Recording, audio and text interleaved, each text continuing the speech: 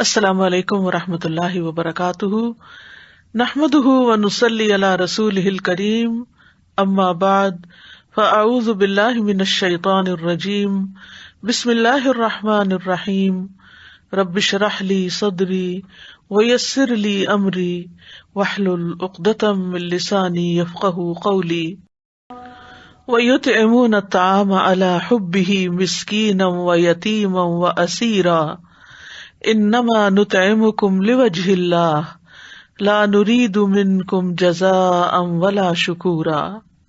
اور وہ کھانا کھلاتے ہیں اس کی محبت میں مسکین اور یتیم اور قیدی کو، اور کہتے ہیں ہم تو صرف اللہ کے چہرے کی خاطر تمہیں کھلاتے ہیں، نہ تم سے کوئی بدلہ چاہتے ہیں اور نہ شکریہ۔ دنیا میں دو طرح کے لوگ پائے جاتے ہیں، ایک وہ جو صرف اپنے بارے میں سوچتے ہیں، اپنے مفاد کے سوا کسی اور چیز کی خبر نہیں رکھتے، وہ صرف ان کاموں میں دلچسپی رکھتے ہیں جس میں ان کا کوئی ذاتی فائدہ ہو۔ ایسے لوگ احساس سے عاری اور بے رحم ہوتے ہیں۔ دوسری طرف وہ لوگ بھی ہیں جو خود ضرورت مند ہوتے ہوئے بھی دوسروں کی ضرورت پہلے پوری کر دیتے ہیں، اپنی ذات پر دوسروں کو ترجیح دیتے ہیں، دوسروں کو پہنچنے والی تکلیف انہیں گراں گزرتی ہے، اپنے جذبات کے ساتھ دوسروں کے جذبات کا بھی لحاظ رکھتے ہیں۔ ایسے لوگ اس زمین پر اللہ کی مخلوق کے لیے نعمت ہیں۔ جب کسی کے اندر حقیقی ایمان پیدا ہو جاتا ہے تو اس کا اظہار اسی شکل میں ہوتا ہے کہ وہ کسی شکریہ اور بدلے کا انتظار کیے بغیر دوسروں کے ساتھ جو بھلائی وہ کر سکتا ہے کر گزرتا ہے۔ ایسے ہی لوگ اللہ کے محبوب ہیں جو اس سے محبت کرتے ہیں اور اس کی محبت میں ہر پسندیدہ کام کرنے کے لیے تیار ہو جاتے ہیں۔ ان کی کمائی میں کمزوروں کا حق ہوتا ہے، اور جو دوسروں کے ساتھ بھلائی کرتا ہے وہ یقیناً خیر ہی خیر پاتا ہے۔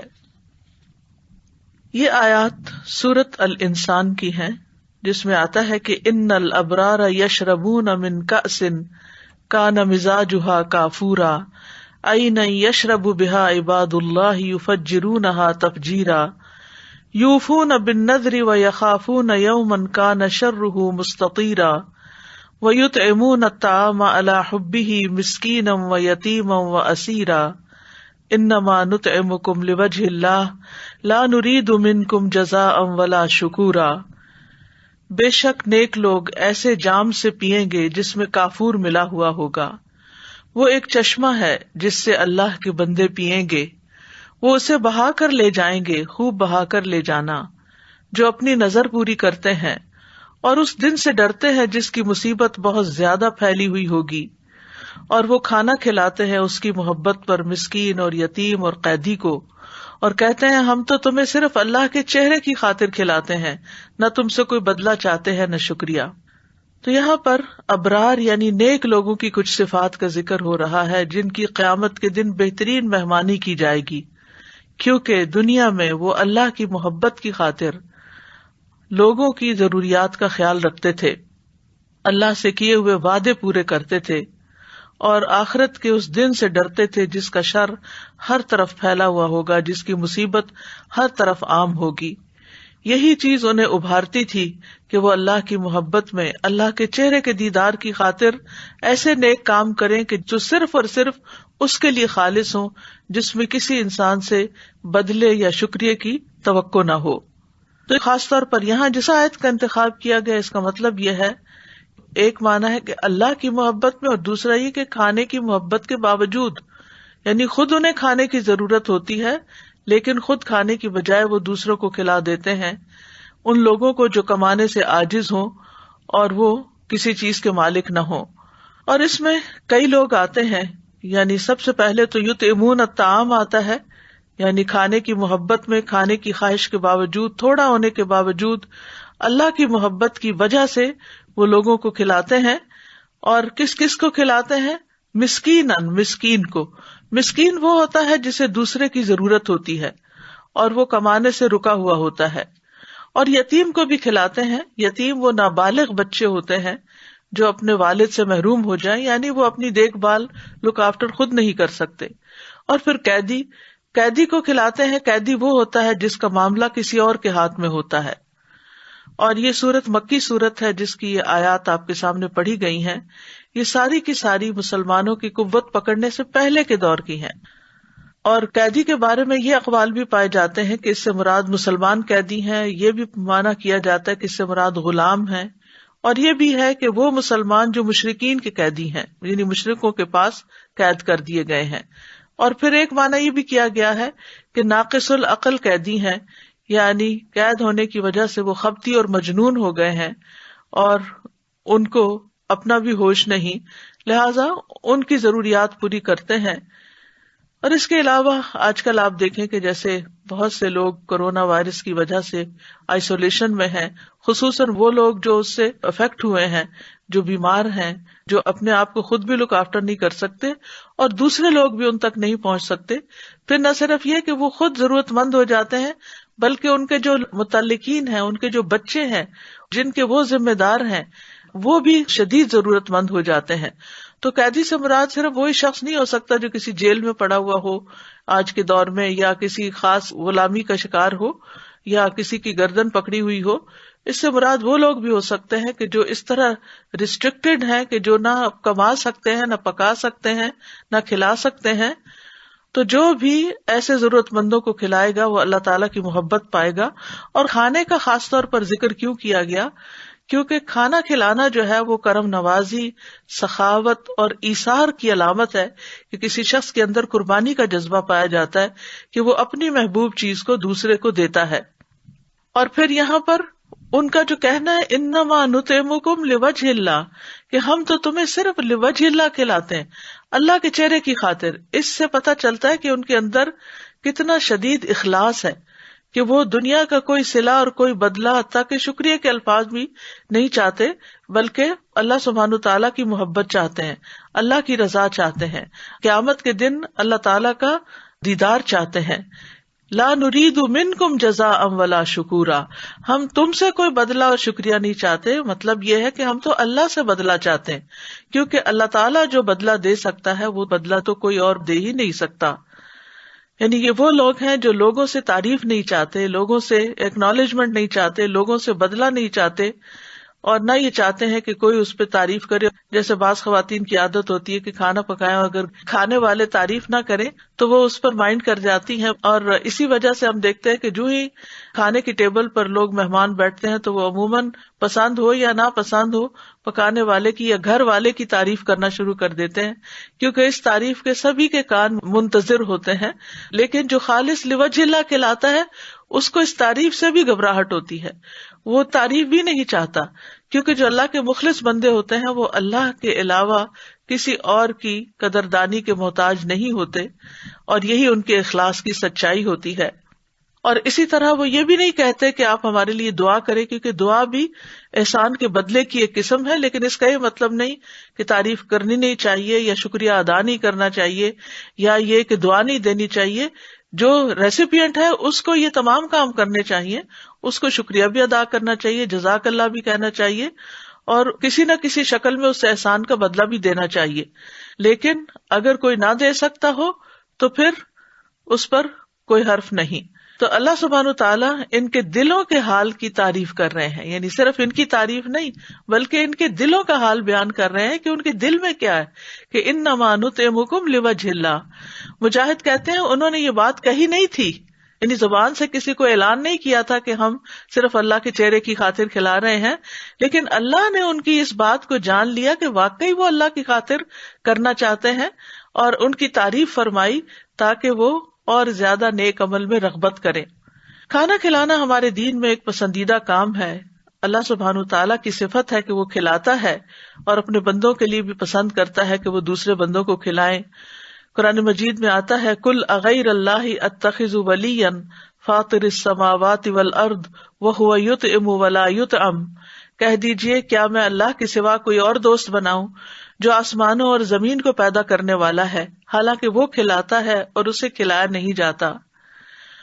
ابراہیم علیہ السلام نے اپنے رب کی جو تعریف کی تھی وہ کیا تھی؟ الذی خلقنی فہو یہدینی والذی هو یطعمنی ویسقینی، وہ جس نے مجھے پیدا کیا پھر وہی مجھے راستہ دکھاتا ہے، وہی ہے جو مجھے کھلاتا ہے اور جو مجھے پلاتا ہے.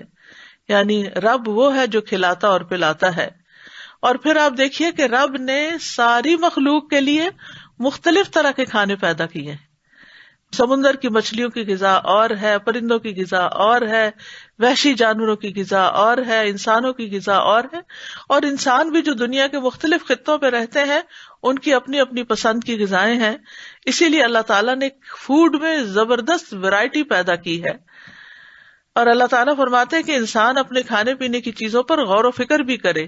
فَلْيَنظُرِ الْإِنسَانُ إِلَىٰ طَعَامِهِ أَنَّا صَبَبْنَا الْمَاءَ صَبًّا ثُمَّ شَقَقْنَا الْأَرْضَ شَقًّا فَأَنبَتْنَا فِيهَا حَبًّا وَعِنَبًا وَقَضْبًا وَزَيْتُونًا وَنَخْلًا وَحَدَائِقَ غُلْبًا وَفَاكِهَةً وَأَبًّا مَتَاعًا لَكُمْ وَلِأَنْعَامِكُمْ.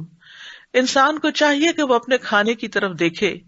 ہم نے ہی اوپر سے پانی برسایا، یعنی کیسے انتظام کیا، پھر عجیب طرح سے زمین کو پھاڑا تو اس میں سے ہم نے اناج اگایا اور انگور اور ترکاریاں اور زیتون اور کھجور اور گھنے باغات اور پھل اور چارہ بھی اگایا. یہ سب کچھ تمہارے اور تمہارے مویشیوں کے لیے زندگی کا سامان ہے. کیونکہ کھانا اس لیے بھی بڑا عام ہے کہ اس پر انسان کی زندگی قائم ہے. انسان نہ کھائے، بھوکا رہے تو بھوک سے موت بھی واقع ہو سکتی ہے. پھر اسی طرح اللہ سبحانہ تعالیٰ نے مختلف طرح کی غذائیں ہمیں فراہم کی اور دوسروں کو کھلانے کا بھی حکم دیا. وہی تو ہے جس نے دونوں طرح کے باغات پیدا کیے، ایک وہ جن کی بیلیں چھپروں پہ چڑھائی جاتی ہیں، دوسرے وہ درخت جو خود اپنے تنے پہ کھڑے ہوتے ہیں. نیز کھجوریں اور کھیتیاں پیدا کی جن سے کئی طرح کے ماکولات حاصل ہوتے ہیں. نیز اس نے زیتون اور انار پیدا کیے جن کے پھل اور مزے ملتے جلتے بھی ہوتے ہیں اور مختلف بھی. جب یہ درخت پھل لائیں تو ان سے خود بھی کھاؤ اور فصل اٹھاتے وقت ان میں سے اللہ کا حق بھی ادا کرو، یعنی دوسروں کو بھی کھلاؤ اور بے جا خرچ نہ کرو کیونکہ اللہ اسراف کرنے والوں کو پسند نہیں کرتا. زکوٰۃ اور فطرانے کی ادائیگی میں بھی کھانا کھلانے کو مد نظر رکھا گیا اور اسی طرح کفاروں میں بھی کھانا کھلانے کو فرض کیا گیا. قتل کا کفارہ ہو، زہار کا کفارہ ہو، رمضان میں دن میں جماع کا کفارہ ہو، اور اسی طرح شکار کرنا جہاں ناجائز ہو وہاں اگر انسان شکار کر لے اور اس جیسا جانور نہ ملے تو اس کی قیمت کے ساتھ مساکین کے لیے کھانا خریدا جائے گا. اور قسم کے کفاروں میں بھی 10 بندوں کو کھانا کھلایا جائے گا. احرام کی پابندیوں میں سے کسی پابندی کو توڑنے کی صورت میں فدیہ 6 مسکین کا کھانا بھی ہوتا ہے. پھر راجح رائے یہی ہے کہ فطرانہ جو ہے وہ پیسے دینے کی بجائے کھانا دیا جائے مساکین کو. ہاں اگر ایسی جگہ ہو کہ جہاں کوئی مسکین نہ ہو تو اس صورت میں کسی دوسری جگہ پیسے بھی بھیجے جا سکتے ہیں، لیکن اس سے بھی بہتر یہی ہے کہ ان کو کھانا خرید کر دیا جائے. اسی طرح قربانی کے جانور جو ہیں ان میں بھی دوسروں کو کھلانے کا حکم ہے. وَكُلُوا مِنْهَا وَأَطْعِمُوا الْبَائِسَ الْفَقِيرَ. سو ان قربانی کے جانوروں کی جب تم قربانی کرو تو پھر ان میں سے خود بھی کھاؤ اور تنگ دست محتاج کو بھی کھلاؤ. ایک دوسری آیت میں آتا ہے فَكُلُوا مِنْهَا وَأَطْعِمُوا الْقَانِعَ وَالْمُعْتَرَّ. تو ان میں سے خود بھی کھاؤ اور قناعت کرنے والے کو بھی کھلاؤ اور مانگنے والے کو بھی کھلاؤ. پھر اسی طرح حج کی نیکی کیا ہے؟ آپ صلی اللہ علیہ وسلم نے فرمایا بر الحج اطعام الطعام و طیب الکلام. حج مبرور وہ ہے جس میں کھانا کھلایا جائے، یعنی صرف اپنے کھانے کی فکر نہ کی جائے، اپنے آس پاس کے ساتھیوں کو بھی کھلایا جائے اور اچھی گفتگو کی جائے، کیونکہ وہاں ظاہر ہے کہ مشقت کا سفر ہے تو پھر انسان بعض اوقات اریٹیٹ ہو کر دوسرے پہ غصے کا اظہار بھی کر دیتا ہے، تو اس سے بچا جائے. پھر اسی طرح قیامت کے دن اصحاب الیمین جو دائیں ہاتھ والے ہیں ان کی جو صفت قرآن مجید میں بتائی گئی ہے وہ کیا ہے؟ فَلَقْتَحَمَ الْعَقَبَةَ وَمَا أَدْرَاكَ مَا الْعَقَبَةُ فَكُّ رَقَبَةٍ او اطعام فی یوم ذی مسغبہ یتیما ذا مقربہ او مسکینا ذا متربہ ثم کان من الذین آمنوا وتواصوا بالصبر وتواصوا بالمرحمہ اولئک اصحاب المیمنہ. پھر بھی وہ مشکل گھاٹی میں نہ گھسا. اور تجھے کس چیز نے معلوم کرایا کہ وہ مشکل گھاٹی کیا ہے؟ وہ گردن چھڑانا ہے، یعنی کسی قیدی کو آزاد کرانا ہے، یا کسی بھوک والے دن میں کھانا کھلانا ہے، کسی قرابت والے یتیم کو یا مٹی میں ملے ہوئے مسکین کو. پھر یہ ہو کہ وہ ان لوگوں میں سے ہو جو ایمان لائے اور جنہوں نے ایک دوسرے کو صبر کی وصیت کی اور ایک دوسرے کو رحم کرنے کی وصیت کی. یہی لوگ دائیں ہاتھ والے ہیں. ایمان اور مسکین کو کھانا کھلانے کا باہم گہرا تعلق ہے، کیونکہ ایمان والے مساکین کو کھانا کھلاتے ہیں، جبکہ جو ایمان نہیں رکھتے وہ مسکین کو کھانا کھلانے کی ترغیب نہیں دیتے۔ انہ کان لا یؤمن باللہ العظیم ولا یحض علی طعام المسکین، بلا شبہ وہ عظمت والے اللہ پر ایمان نہیں رکھتا تھا، یہ جہنم میں جانے والوں کی خصوصیت بتائی گئی ہے، اور نہ مسکین کو کھانا کھلانے کی ترغیب دیتا تھا۔ ارأیت الذی یکذب بالدین، کیا آپ نے دیکھا اس شخص کو جو دین کو جھٹلاتا نہیں، جس کا ایمان کوئی نہیں؟ فذلک الذی یدعو الیتیم، یہ وہ شخص ہے جو یتیم کو دھکے دیتا ہے، ولا یحض علی طعام المسکین، اور مسکین کو کھانا کھلانے کی ترغیب نہیں دیتا۔ ابو درداء اپنی بیوی کو مساکین کی وجہ سے زیادہ شوربہ بنانے کی ترغیب دیتے تھے۔ وہ کہتے تھے ہم نے ایمان لانے کے ساتھ آدھی زنجیر اتار پھینکی ہے، یعنی جہنم والوں کو جس زنجیر میں جکڑا جائے گا، کیا ہم باقی آدھی بھی نہ اتار پھینکیں؟ اور یہ بات انہوں نے اسی آیت سے اخذ کی تھی کہ باقی کھانا کھلا کے اس زنجیر کو نکلوا دیں۔ عمر رضی اللہ عنہ سے روایت ہے کہ رسول اللہ صلی اللہ علیہ وسلم نے فرمایا، افضل اعمال مومن کو خوشی دینا ہے، تم اس کے سطر کو ڈھانپ دو، یعنی اسے کوئی کپڑا پہناؤ، یا اس کی بھوک کو سیر کر دو، یا اس کی ضرورت پوری کر دو۔ اب پچھلی باتیں تو مساکین، یتیموں وغیرہ کے لیے تھی، لیکن اب کسی بھی مومن کے ساتھ کوئی اچھا معاملہ کرنا اس میں آ جاتا ہے، حتیٰ کہ اپنے گھر والوں کے ساتھ بھی۔ اور خواتین اس لحاظ سے بہت خوش قسمت ہیں کہ ان کے ہاتھوں کھانا پکتا ہے اور ان کے بچے کھاتے ہیں، یہ بہت بڑی نیکی ہے۔ یعنی مردوں کے لیے تو باہر جا کے جہاد کرنا اور بڑے بڑے کام کرنا ہے، لیکن خواتین اگر صبر کے ساتھ، خوشی کے ساتھ اپنے گھر میں خود اپنے ہاتھوں سے کھانا پکا کر خود بھی کھاتی ہیں، بچوں کو بھی کھلاتی ہیں، ہمسایہ کو بھی خیال کرتی ہیں، عزیز و رشتہ داروں کا بھی خیال کرتی ہیں، تو یہ ان کے حق میں بھی بہت بڑی نیکی ہے، کیونکہ یہ افضل اعمال میں سے ہے۔ مومن کو خوشی دینا، اس کے سطر کو ڈھانپنا اور اس کی بھوک دور کرنا یا اس کی کوئی ضرورت پوری کرنا۔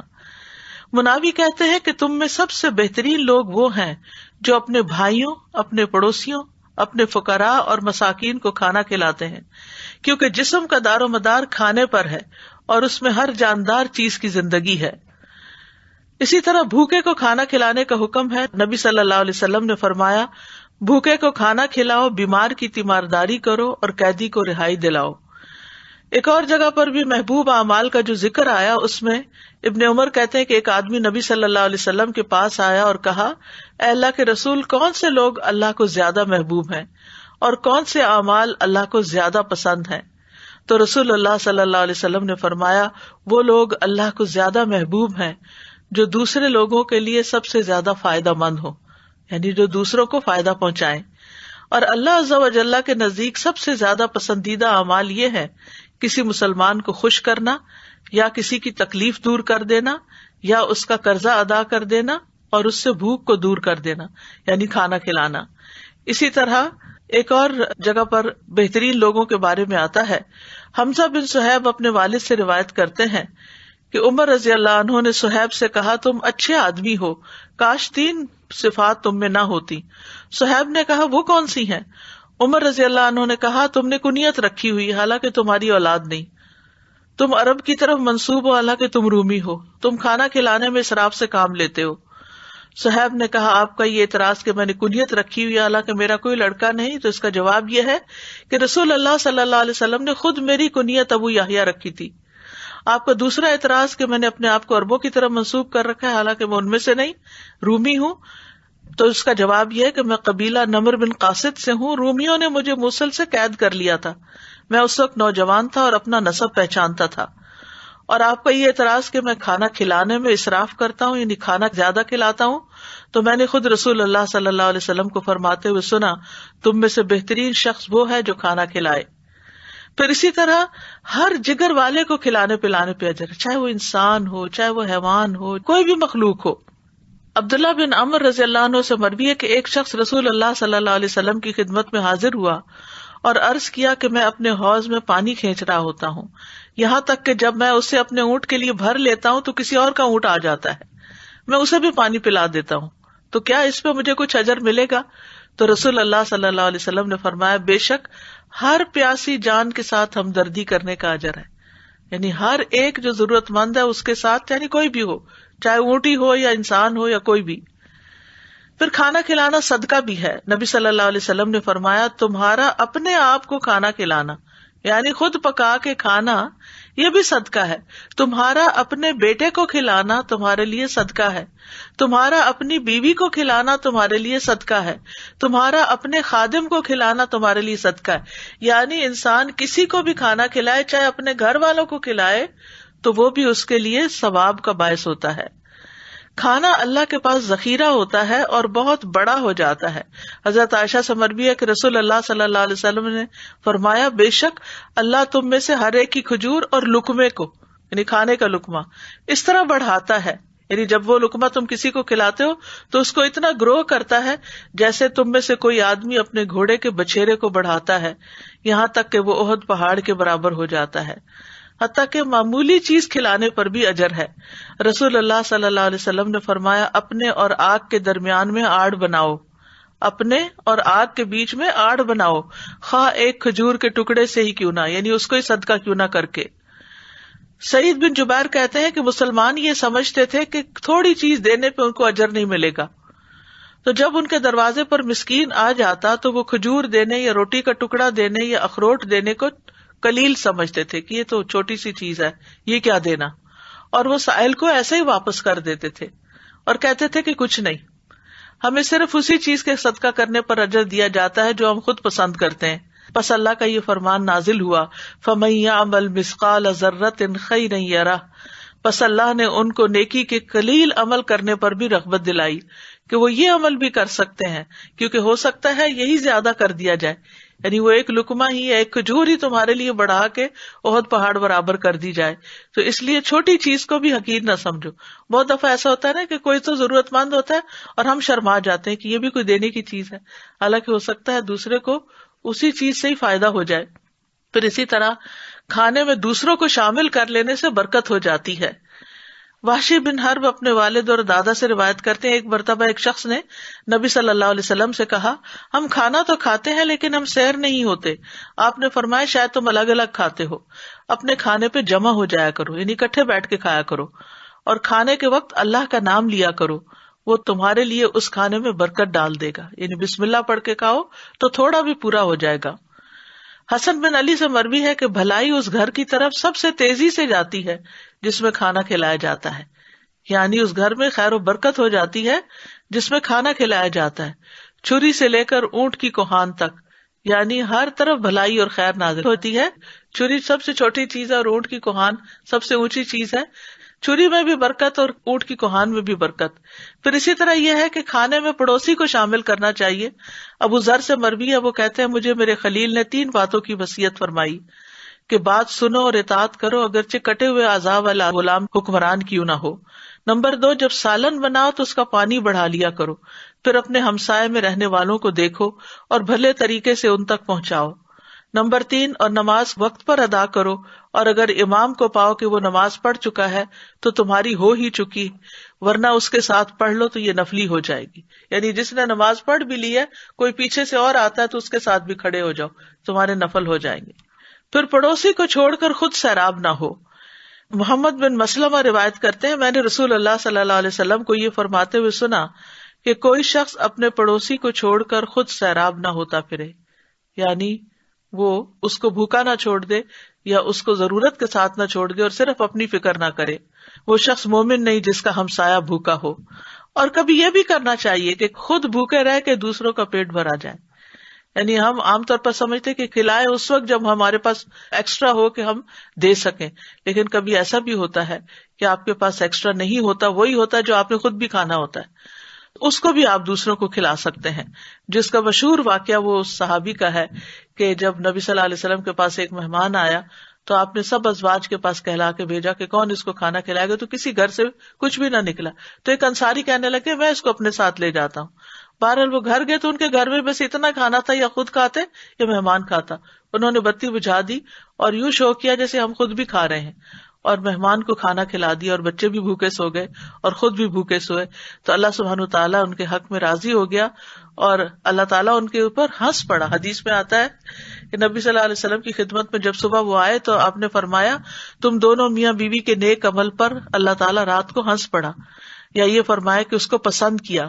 اور پھر یہ آیت نازل فرمائی وَيُؤْثِرُونَ عَلَىٰ أَنفُسِهِمْ وَلَوْ كَانَ بِهِمْ خَصَاصَةٌ وَمَن يُوقَ شُحَّ نَفْسِهِ فَأُولَٰئِكَ هُمُ الْمُفْلِحُونَ. اور وہ انصار ترجیح دیتے ہیں اپنے نفسوں پر دوسرے غریب صحابہ کو اگرچہ خود بھی فاقے میں ہوں، اور جو اپنی طبیعت کے بخل سے محفوظ رکھا گیا سو ایسے ہی لوگ فلاح پانے والے ہیں. پھر یہ ہے کہ مسکین کو کبھی خالی ہاتھ نہیں لوٹانا چاہیے. آپ نے فرمایا کہ کچھ نہ کچھ رکھ دیا کرو، خواہ جلا ہوا کھوری کیوں نہ ہو. پھر اسی طرح کھانا کھلانا جنت واجب کر دینے والا عمل ہے. ہانی بن یزید نے نبی صلی اللہ علیہ وسلم سے پوچھا مجھے کوئی ایسی چیز بتا دے جس سے میرے لیے جنت لازم ہو جائے، مجھے جنت میں جانا ہے. آپ نے فرمایا اچھا کلام اور کھانا کھلانے کو لازم پکڑ لو، یعنی دوسروں سے بات اچھی طرح کرو اور کھانا کھلانا پکا کر لو. پھر جنت کے خوبصورت بالا خانے ملنا. علی رضی اللہ عنہ سے مروی ہے، وہ کہتے ہیں کہ رسول اللہ صلی اللہ علیہ وسلم نے فرمایا یقیناً جنت میں ایسے بالا خانے بھی ہیں جن کا اندرونی حصہ باہر سے نظر آتا ہے اور باہر کا حصہ اندر سے نظر آتا ہے، یعنی جیسے شیشہ لگا ہوا ہو. تو ایک دیہاتی نے پوچھا یا رسول اللہ صلی اللہ علیہ وسلم یہ کس کے لیے ہیں؟ آپ نے فرمایا اس شخص کے لیے جو اچھی بات کرے اور کھانا کھلائے، اور جب لوگ رات کو سو رہے ہوں تو صرف اللہ کے لیے نماز ادا کرے، یعنی تہجد وغیرہ پڑھے. پھر یہ جنت میں بلند درجوں والے کام ہیں. آپ نے فرمایا جنت کو بلند کرنے والی 3 چیزیں ہیں. نمبر 1 کھانا کھلانا، نمبر 2 سلام پھیلانا، اور نمبر 3 رات کے وقت جب لوگ سو رہے ہوں تو نماز پڑھنا. کھانا کھلانے کے کئی معاشرتی فوائد بھی ہیں. اس میں ایک یہ ہے کہ انسان کا نفس سے بخل اور کنجوسی نکل جاتی ہے، یعنی انسان کے نفس کا تزکیہ ہوتا ہے. اور پھر اسی طرح فقیر اور بھوکا آدمی جو ہے وہ بھی راضی ہو جاتا ہے، اور اپنے دل میں جو امیر شخص کے خلاف بغض رکھتا ہے وہ نکل جاتا ہے، یعنی اپنی صفائی بھی ہوتی ہے اور جس کو دیا جاتا ہے اس کا دل کا حال بھی اچھا ہو جاتا ہے. اسی طرح جو لوگ دین اسلام سے ناواقف ہیں ان میں دین پھیلانے کا ذریعہ بھی بنتا ہے. اور پھر یہ کہ آپس میں محبت بڑھتی ہے. اور اس کے برعکس قرآن مجید میں کھانا نہ کھلانے پر مذمت کی گئی ہے. جہنم میں لے جانے والا عمل ہے. جہنمیوں سے پوچھا جائے گا ما سلککم فی سقر، یہ کیا چیز تمہیں جہنم میں لے گئی؟ قالوا لم نک من المصلین ولم نک نطعم المسکین، وہ کہیں گے ہم نماز نہیں پڑھتے تھے یا نماز پڑھنے والوں میں سے نہیں تھے اور ہم کھانا نہیں کھلاتے تھے. اور وہ باغ والوں کا قصہ جو قرآن میں آتا ہے کہ جنہوں نے یہ سوچا ہی تھا کہ ہم مسکینوں کو دیں گے، نہیں ابھی کیا کچھ نہیں، ابھی تو وہ پہنچے ہی نہیں تھے باغ میں، صرف منصوبہ بندی کر رہے تھے کہ ان کا سارا باغ جل کے رہ گیا. تو مسکین کو کھانا نہ کھلانے کی مذمت ہے.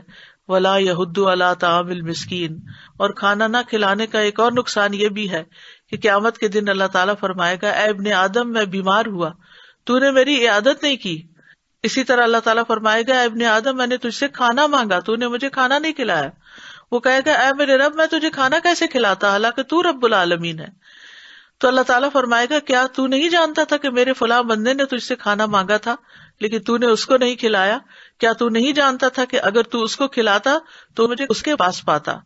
پھر اسی طرح پانی بھی نہیں روکنا چاہیے، کیونکہ 3 لوگ ایسے ہیں جن سے اللہ تعالیٰ قیامت کے دن کلام نہیں کرے گا. ان میں سے ایک وہ ہے کہ جس کے پاس ضرورت سے زیادہ پانی تھا لیکن وہ مسافروں کو نہیں پلاتا تھا، نہیں ساتھ والوں کو نہیں دیتا تھا جبکہ وہ سخت پیاسے تھے. کھانا کھلانا انبیاء کی صفت ہے. ابراہیم علیہ السلام مہمان کے بغیر کھانا نہیں کھاتے تھے. نبی صلی اللہ علیہ وسلم کی سنت ہے. ارباز بن ساریہ کہتے ہیں کہ رسول اللہ صلی اللہ علیہ وسلم نے مجھے رمضان میں سحری کے لیے بلایا. افطار پارٹی تو بہت ہوتی ہیں لیکن آپ صلی اللہ علیہ وسلم نے سحری کھلانے کے لیے بلایا اور فرمایا آؤ مبارک کھانا کھا لو، یعنی سحری کا کھانا جو ہے برکت والا کھانا ہے.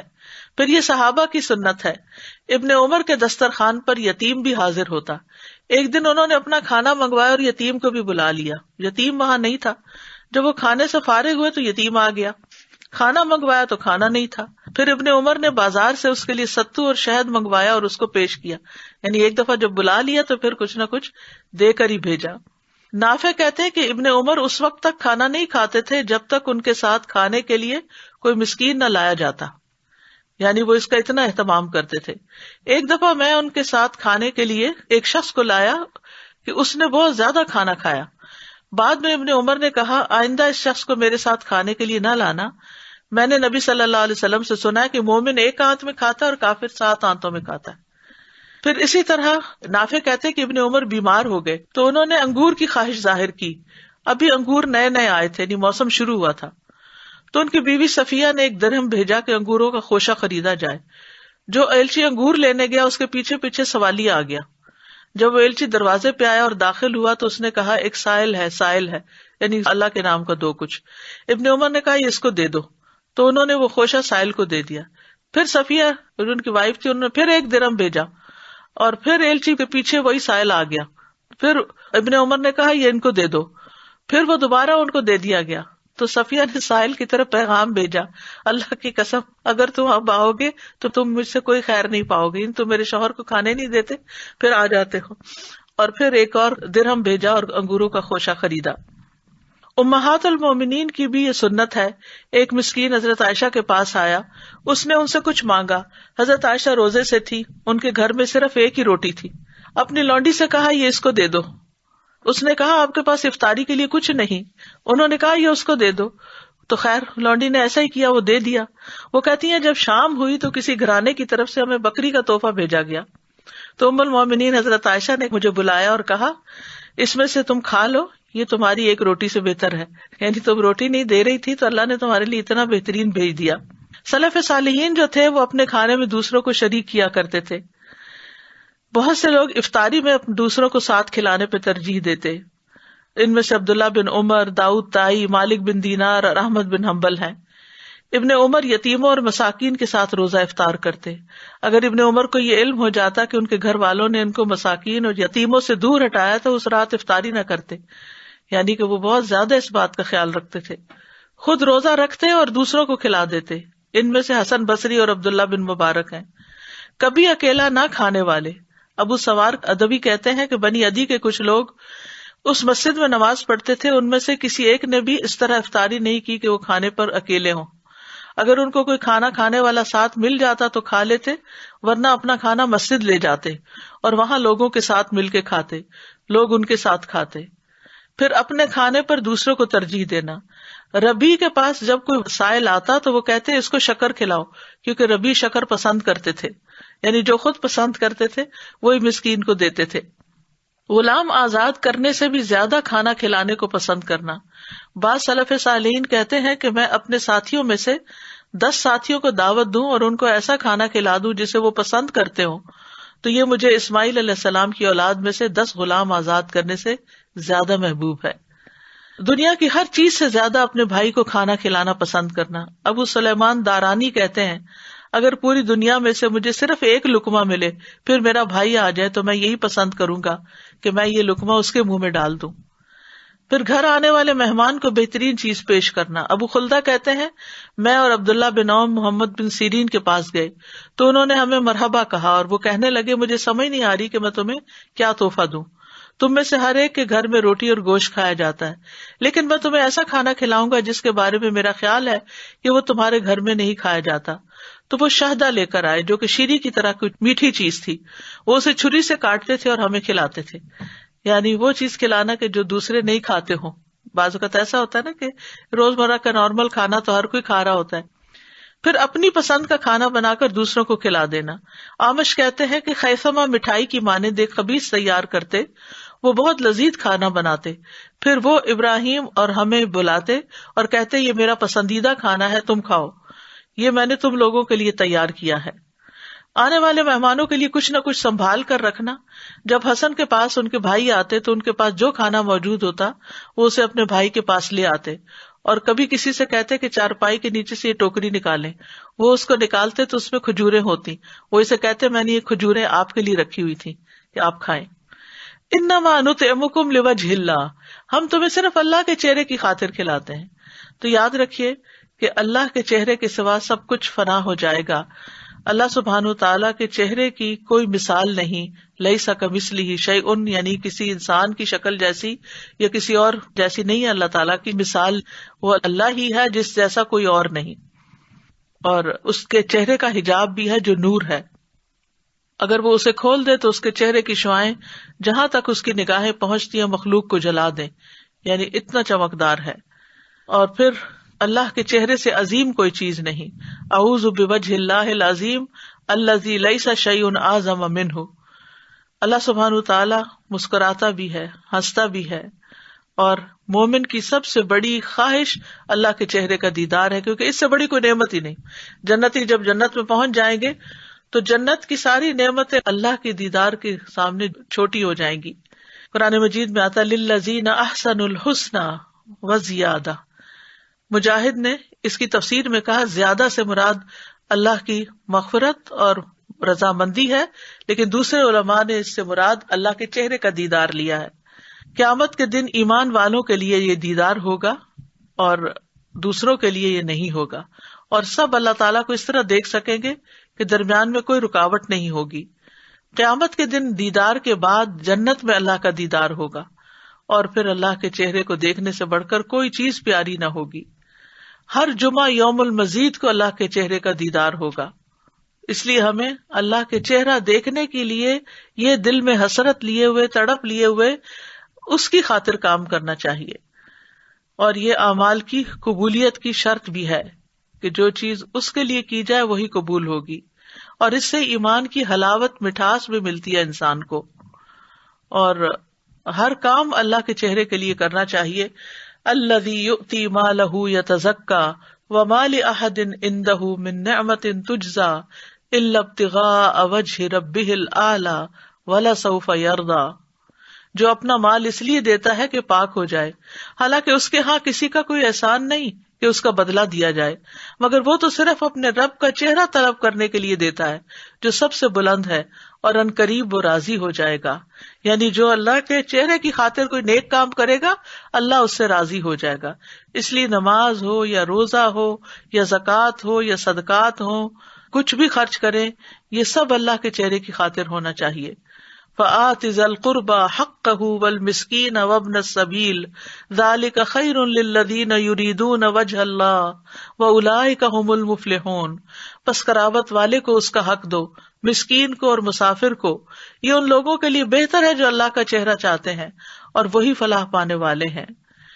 اور اسی طرح جو بھی کسی کو کچھ دے، چھوٹی نیکی کرے بڑی نیکی، دل میں یہی ہو کہ میں اللہ کو دیکھنا چاہتی ہوں، چاہے قرآن پڑھنا ہو، چاہے پڑھانا ہو، چاہے ذکر کرنا ہو، چاہے لا الہ الا اللہ پڑھنا ہو، چاہے مسجدوں کی طرف جانا ہو، نیکی کے کام کرنے ہو، اللہ کی راہ میں جد و جہد کرنی ہو، اللہ کے لیے کوئی نظر ماننی ہو، صبر کرنا ہو، غصہ پینا ہو، دوسروں کو معاف کر دینا ہو، یہ سب کچھ اللہ سبحانہ تعالیٰ کا چہرہ چاہتے ہوئے ہی کرنا چاہیے، حتیٰ کہ اپنی ذمہ داریاں پوری کرنے کے لیے۔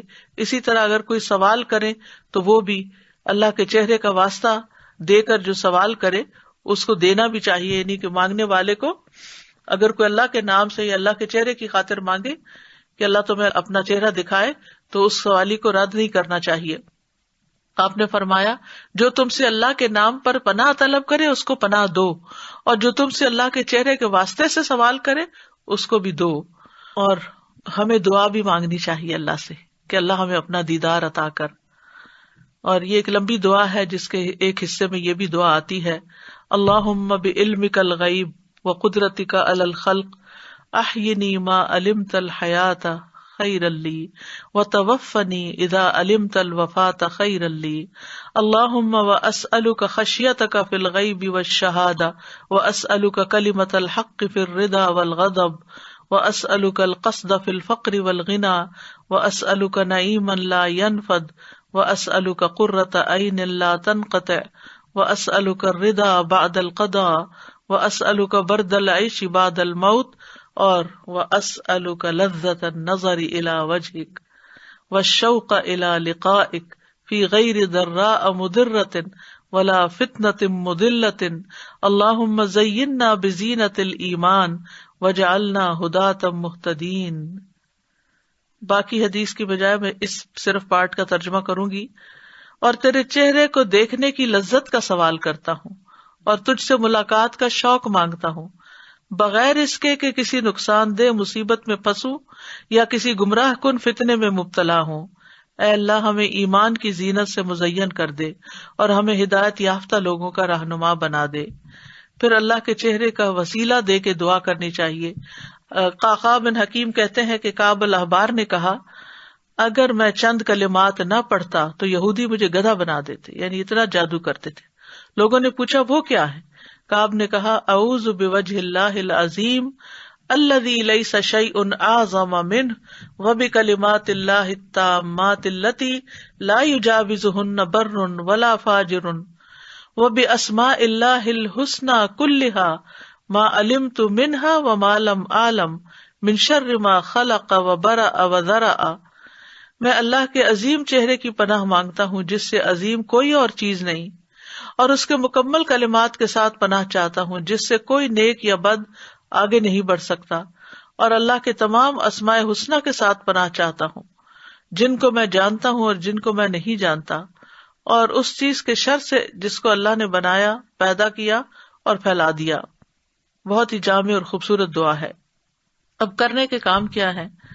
کرنے کے کام یہ ہے کہ ہم جو کام بھی کریں اللہ کے چہرے کی خاطر کریں، اور خاص طور پر کسی کی ضرورت پوری کرنا، چاہے وہ کھانا کھلا کے ہو، چاہے وہ کپڑا پہنا کے ہو، چاہے وہ کسی اور شکل میں ہو، کیونکہ اللہ ہی سب سے بڑھ کر ریوارڈ دینے والا ہے، اس کا بدلہ دینے والا ہے. کیونکہ کھانا پکانا، کھانا کمانا یہ کوئی آسان کام نہیں ہے، انسان کا خون پسینہ ایک ہوتا ہے. تو جو شخص محنت مشقت کر کے تکلیف اٹھا کے یہ کام کرتا ہے اور وہ اللہ کی خاطر کرے تو اس کو اس کا اجر ملتا ہے. بعض لوگ بندوں کی تعریف کی خاطر جب کرتے ہیں اور بندے تعریف نہیں کرتے تو وہ سخت فرسٹریشن کا شکار ہوتے ہیں. تو اس لیے اگر انسان کو یہ پتا ہو کہ میرے رب نے دیکھ لیا، میرے رب نے قدردانی کی، تو یہ چیز اس کے دل میں خوشی بھر دیتی ہے. پھر یہ ہے کہ ہر چیز میں اپنا چہرہ اللہ ہی کی طرف کرنا چاہیے. رسول اللہ صلی اللہ علیہ وسلم نے فرمایا اسلام کی تعریف یہ ہے کہ تم اپنے چہرے کو اللہ کے سپرد کر دو، اور پھر بہترین دین اس کا ہے وَمَنْ أَحْسَنُ دِينًا مِمَّنْ أَسْلَمَ وَجْهَهُ لِلَّهِ وَهُوَ مُحْسِنٌ وَاتَّبَعَ مِلَّةَ إِبْرَاهِيمَ حَنِيفًا وَاتَّخَذَ اللَّهُ إِبْرَاهِيمَ خَلِيلًا. اور اس شخص سے کس کا دین بہتر ہو سکتا ہے جس نے اللہ کے سامنے اپنا سر تسلیم خم کر دیا اور وہ احسان کرنے والا بھی ہو اور یکسو ہو جانے والے ابراہیم کے طریقے کی پیروی کر رہا ہو، اس ابراہیم کی جسے اللہ نے اپنا مخلص دوست بنا لیا تھا. پھر یہ کہ اسی کی خاطر اپنی زندگی گزارنی چاہیے، ایسے لوگوں کے ساتھ مل کے جڑ کے رہنا چاہیے. وَاصْبِرْ نَفْسَكَ مَعَ الَّذِينَ يَدْعُونَ رَبَّهُمْ بِالْغَدَاةِ وَالْعَشِيِّ يُرِيدُونَ وَجْهَهُ. اور اپنے آپ کو ان لوگوں کے ساتھ باندھے رکھو جو اپنے رب کو پہلے اور پچھلے پیر پکارتے ہیں، اس کا چہرہ چاہتے ہیں، اور تیری آنکھیں ان سے آگے نہ بڑھیں کہ تو دنیا کی زندگی کی زینت چاہتا ہو.